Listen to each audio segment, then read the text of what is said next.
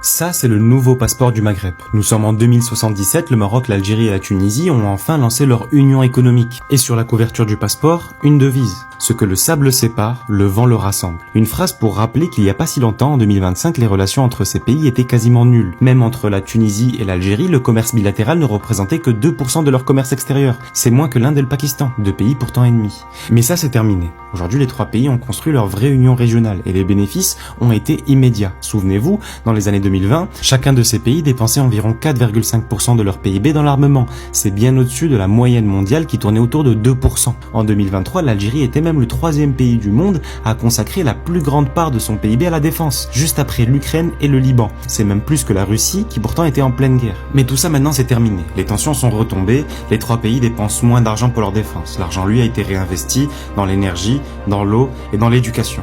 Et heureusement.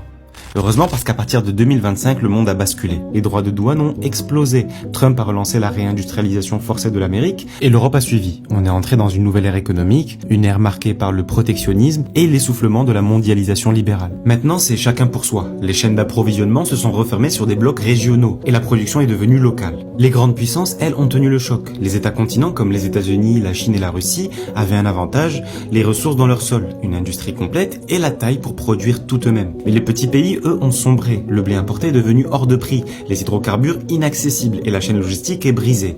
Les États isolés, non alignés, non solidaires ont payé le prix fort. Ceux qui ont tenu bon, ce sont ceux qui ont compris une chose simple. Un petit pays ne peut pas tout produire seul. Alors ils ont misé sur le régionalisme intelligent. Le Maroc, l'Algérie et la Tunisie ont compris que dans l'ère des blocs, la seule stratégie viable, c'est d'en former un ensemble.